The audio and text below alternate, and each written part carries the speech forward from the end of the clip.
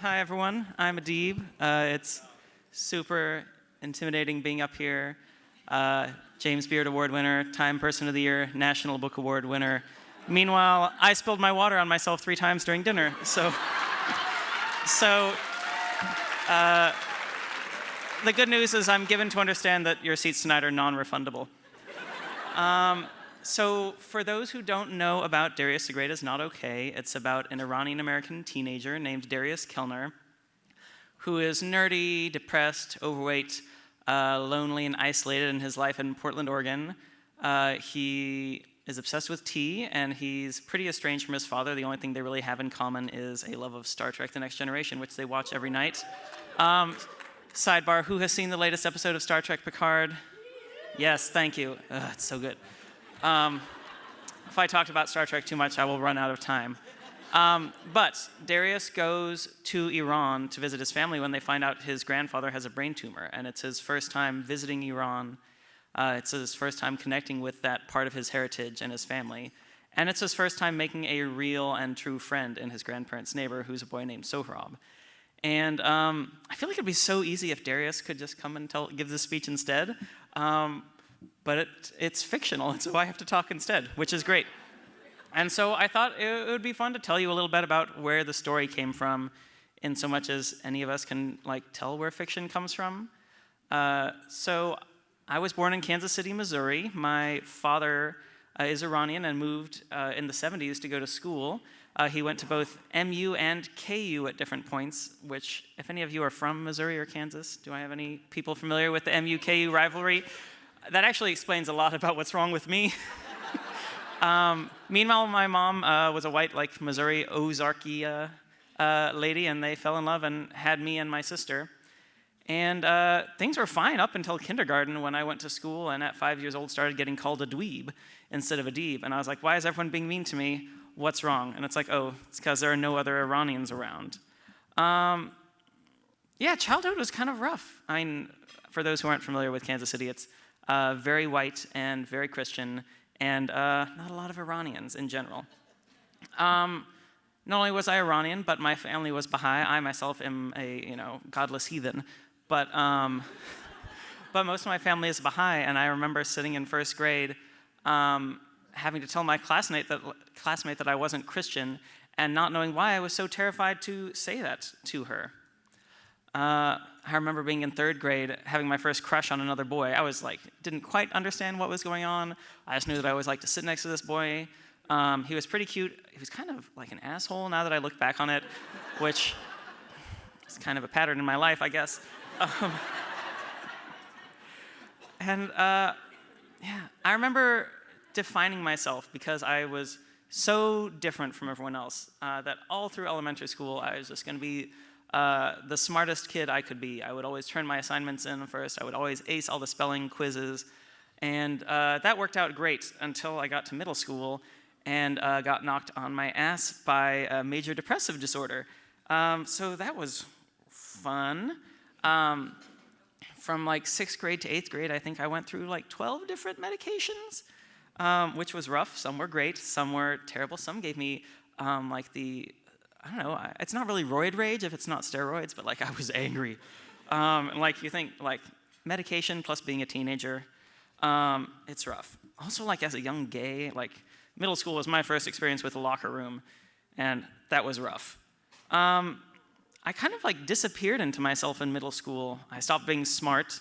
Obviously I was never really that smart, but I was good at taking tests, which is a useful skill in life. But by the time middle school rolled around, I don't know, I was conspicuously different and yet completely invisible to myself. Sidebar, I once saw a tweet that said if you were in your school's gifted program as a child, you're either gay or depressed now. And I was like, both. But miracle of miracles, I survived middle school. And thank God I got to high school, and like so many queer children before me, I found the theater. If you could not tell already that I'm a child of the theater, I was still very depressed. Freshman year of high school was probably the lowest point in my depression. I actually had be on like horse tranquilizers for a while. Not really like horse tranquilizers, but very powerful tranquilizers that literally I would just like lose gaps of time during the days. But high school slowly started to get better for me, and I made a crew. And then my senior year of high school was 2001 to 2002, and so September 11th attacks happened. I remember being in the catwalk of my little theater, focusing some lights when the TV came on with the news. And I think it was a day or two later that I got called a terrorist to my face for the first time. So that was its own mess. But again, miracle of miracles, I survived high school. And having, ostensibly thrived as a theater child, I thought what could be better than to pursue a degree in the thing I love, the theater. I went to Southern Illinois University, Edwardsville. Very late decision, because I'd actually been committed to a different school, had an anxiety attack the day before I was supposed to move, and did a semester of community college at home before I could put my big boy pants on and go away to school. I had a lot of fun there, got my degree in lighting design, and graduated, and immediately found out that it was a huge mistake because I was too lazy to be a lighting designer. I'm a hard worker in a lot of ways, but I am not the kind of person that's really good at like putting myself out there and trying to get jobs if I think someone else is better qualified. And every show needs 40 actors and one lighting designer, and there's always someone more qualified than me. I was just out of college. So I just didn't know how to make that work. And so, me being me, I thought film was the right choice. And so I went to film school in Vancouver for a year. You might ask, why would you go to Canada? Like, school is already expensive. Why would you be an international student? Well, after the Iranian Revolution, most of my dad's family moved from Iran to Vancouver, and so I would have a free place to stay. I'd be around my family that I loved, and learn about film. And it turns out that, like, if I didn't have the get-go to be a lighting designer, oh my God, what a mistake! I was neither hardworking enough, nor rich enough, nor connected enough to make it in the world of film. But I did, for the first time, get to spend a long period of time with my family. And I'd grown up visiting them for summer vacation, sitting in a room with my grandmother who didn't speak a word of English, and she just wanted to sit with me, hearing my aunts and uncles and cousins all converse in Farsi that I couldn't understand. And being there for like a year solid, I actually started to pick up the language. I got to know them better, and the hardest thing ever was when I realized I had to stop being in film school because it was a disaster and move home, which was great timing because that was right when the recession hit. So I got to move back to Kansas City, Missouri, live in my mom's apartment in her spare room. Thank God for my mom, because no one was hiring, least of all a lighting designer who wasn't good at it with a year of film school under his belt.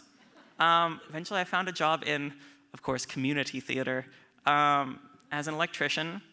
I remember being very angry because the master electrician that the theater hired was legally colorblind, so like I had to sort his gels for him. Are there any lighting people who like deal with gels? Yeah, they're colors. You have to be able to see what colors they are.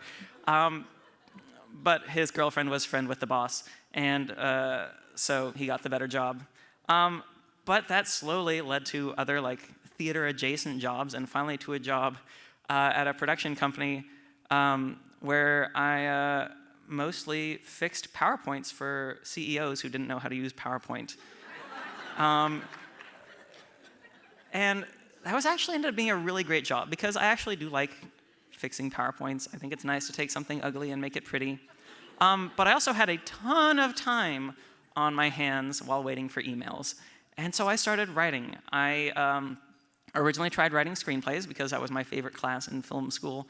But again, I'm not rich and I don't know anyone, so all my screenplays went nowhere. And I was like, well, maybe I should try writing novels. You don't need to know anyone or anything to write novels. Again, Exhibit A. And so I started writing, and let me tell you, all of those first books, I think there were 5 of them, were awful.